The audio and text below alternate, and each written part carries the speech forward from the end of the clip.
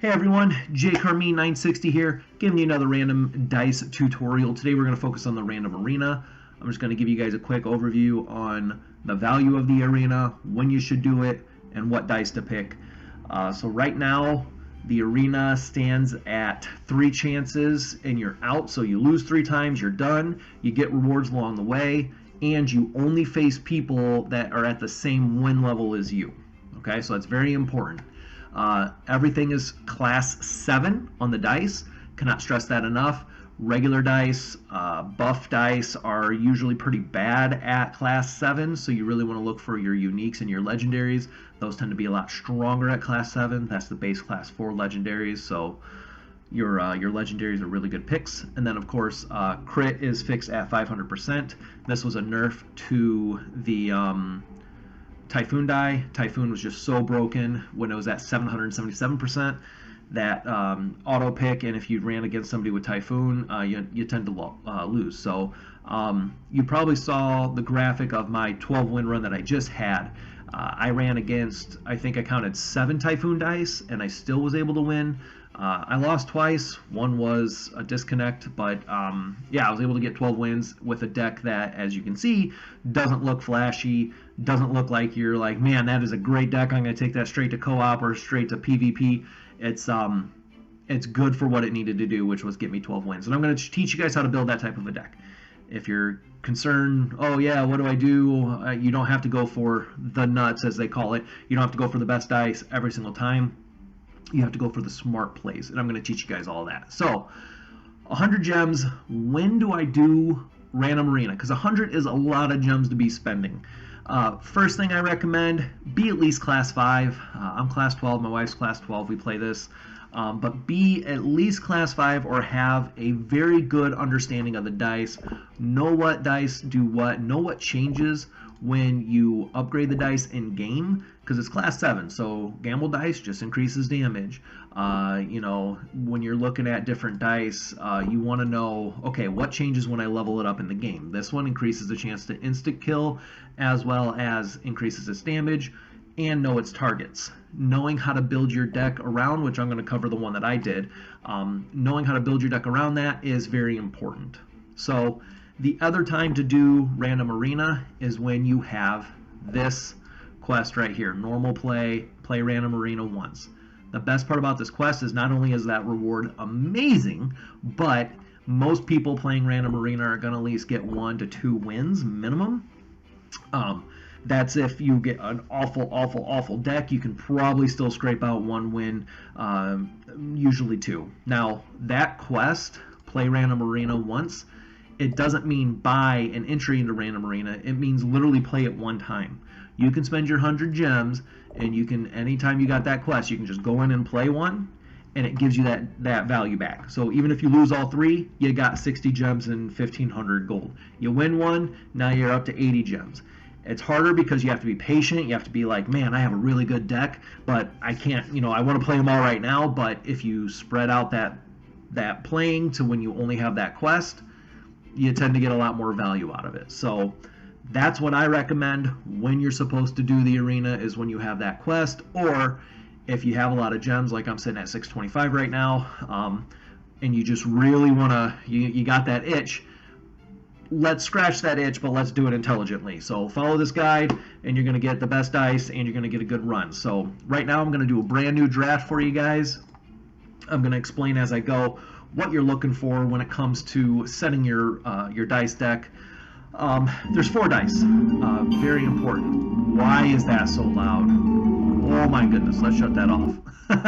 I did not know it was going to be that loud. So there's four dice you want to look at. You have a damage die, you have a support / buff dice, you have a die that's pure value, and then you have your specialist die, usually your CC, like your Frost and your Blizzard and your Walls and your Swamp. Those are the dice that usually fall into specialists. So my general thought process going into this is knowing that since they're all class 7, I ignore any gimmicky dice that you have to build around. I don't do the death die. As you can see on the screen, I'm not going to be picking death. I do not do the light, the crit, anything that is buff I stay away from. The only exception is with the new Moon Legendary. It is the same strength as like a level 9 to 10 light, plus it also gives you the crit chance and damage if you hit the 3. So anything that's gimmicky that requires you to build around it in co-op or in PvP, don't do it here because you're not guaranteed to get the ones that can help support that die to make it good. So what I like to look for, high hitting damage types, anything that I can play around its targeting type, so I know that this is going to attack here, this is going to attack here, and I can build around that. So right now I'm going to pick, we're going to do an arena draft together, and we're going to keep those 4 principles in mind. So first one, I'm not doing death, but what I'm looking at is electric or broken. Electric is a good die, however at class 7 it's just a little weak. So what I'm going to do is pick broken because it hits hard. You can look at the information here. It hits really hard even though its target's random. It hits hard and it's decently quick. If I get a 2-3 out of that, I'm not going to be upset. If you look here, he hits okay, but the power up just isn't the strongest. So I like the fact that it's targeting the front.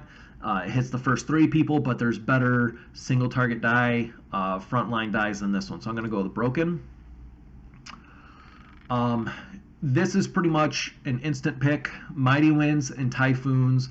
Mighty Winds, Typhoons, Sacrifice, Growth. These are pretty much instant win dice. This is damage. These 2 are your specialist dice. Ice is good. Ice is fantastic against single target bosses and stuff like that, but Mighty Wind just does so much damage. It looks low, but it is super high. The transformation damage is crazy good, so we're going to pick Mighty Wind. And now that we have these 2, I'm going to look for value, right? I have damage. Now it's time to get value. Sacrifice, I will tell you, is the best value die in the game because of the Knight boss. When that Knight shuffles, do not merge your Sacrifice. When he shuffles again, you get the value from every single one he breaks as he's shuffling. So there were a lot of games in that last one you saw I had the Sacrifice die. There were a lot of games I won purely because I was able to take off of the first boss, get an insane amount of money, and just power up my dice like crazy, or just store it and just start buying and merging. So Sacrifice is better than mine. Nukes are not very great, so we're going to go Sacrifice. So gear is not that great in Arena. Never enjoy it. I already have random damage with the broken, so that one's usually not the best choice with crossbow. Moon is okay. Again, it's a class 7. Attack speed buff is super high. When it gets the 3, 5, and 7, I get the crit damage and or a crit chance and attack damage increase. So this one, I'm actually probably going to pick Moon, purely because I'm really hoping my last die choice is Typhoon, Growth, or Joker. If I can get a Joker in the last one, that's really going to increase the value of this deck. So I'm going to go Moon. And we have Holy Sword, Landmine, and Blizzard. So right now I have a buff, which I usually don't take, but for this board, I think it's okay. Holy Sword, just unreliable at class 7. Landmines are useless if you get the Magician boss because he just wipes your minds right away, but is fantastic against Leon. However, I don't have any specialist die. I don't have any control, so I'm leaning towards Blizzard because if you look at Blizzard, it hits decently hard. Still 30 attack damage, gets plus 20 every single time. The slow effect is really good. I'm feeling Blizzard here. Hopefully that's what you guys were leaning towards as well. Landmine can be great. Holy Sword's just not good enough in the current game mode after they nerfed it. So we're going to go Blizzard.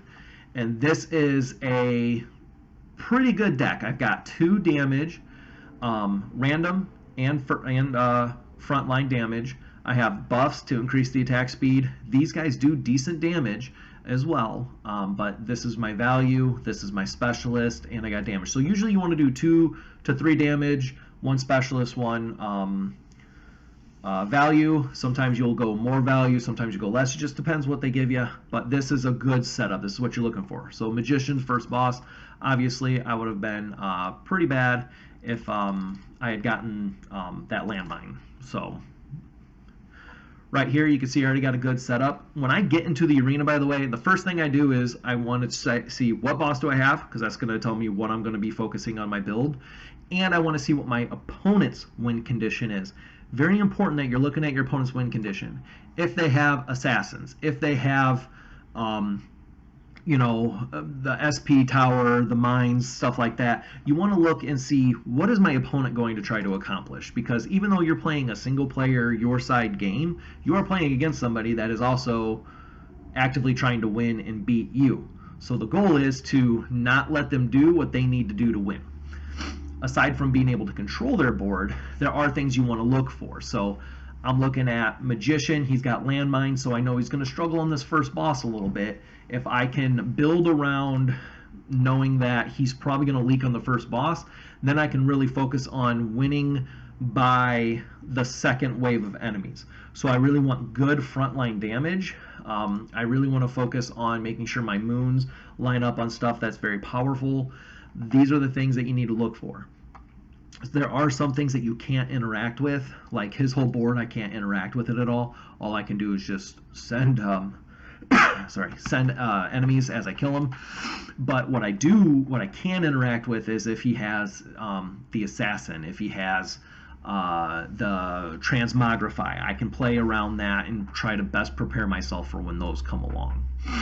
So that's how you kind of imagine how that goes. So I am playing into the Magician right now in terms of leaving my board wide and leaving a lot of merge capabilities. I'm going to merge these two just because I was trying to get a 2 dot for the moon and for the broken so I can have a little bit more power going into this, but unfortunately did not get that. So we're going to try to dodge. It's a little harder on the mouse and keyboard, but we're going to try to dodge those blasts. So when you see that light up, you can dodge assassins, you can dodge magicians. I was kind of shocked to see the level of people I've played against that just either A, they're too slow, or B, they just don't know that you can do that.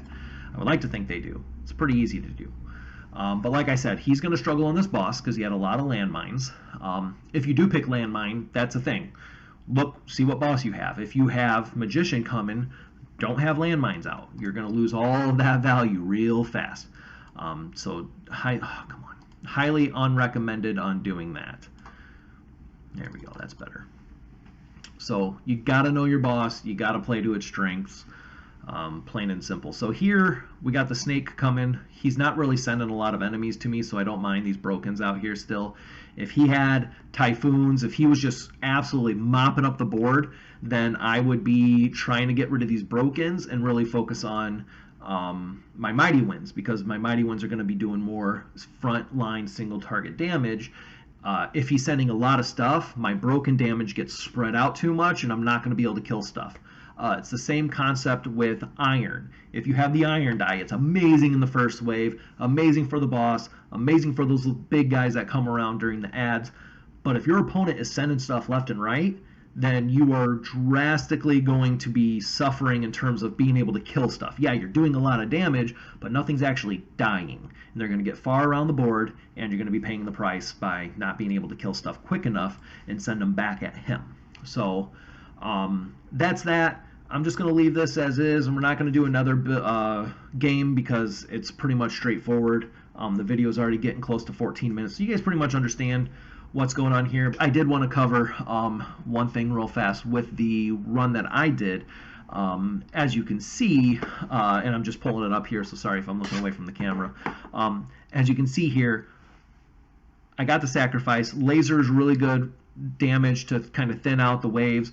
But Locke, Blizzard, Joker, you look at that and you're like, man, I felt like I just kind of lost. I don't have that flashy Typhoon. I don't have the Mighty Wind. I don't have Assassin. I don't have all these cool towers. It's just kind of a generic-y build, and out of my 2 legendaries, one's a Blizzard, one's a Joker. So how am I supposed to get 12 wins? How am I supposed to play that? I got 1 damage. I got 2 specialists. The Joker I just put as a wild card. That thing can be anything. And I got a value. How do you get 12 wins with that? All of my games were get lasers after getting value. If I get the knight, all I would do is just create a board of sacrifice die right before the night came, using my jokers, using merges, and then just let them shuffle my board all the way down. If he shuffled and I got, you know, a 2-dot and 1-dot jokers, I turn them right into sacrifice if I could to get more value. And basically, I just outvalued people left and right. That's where that becomes amazing. That's where the joker becomes really good. That's where growth becomes amazing, is you want to cheat out value. If you can't cheat value, then you need to just hit stuff as hard as possible. So that's a 12-win deck. The one that I'm doing right now, I'm going to probably get 10 to 12 wins out of it, just because Mighty Wind Broken's a really good combo, and I got the value there as well. So hopefully coming back later, I'll drop it in the comments what this deck turns into. I have enough gems. I can just run all my losses, or I can just win all 12, doesn't matter. I can play this deck out right now. I'm not really hurting for value, but if I wanted to, I could take this deck and just wait and get that 20 gems every single time with that quest. So that's that. Again, drop questions in the comments. Please let me know how you like the video. I'm going to be doing more videos on this game. We love this game, so like, subscribe, that way you're up to date with the notifications on those. And then yeah, till next time, hopefully I see you guys out there.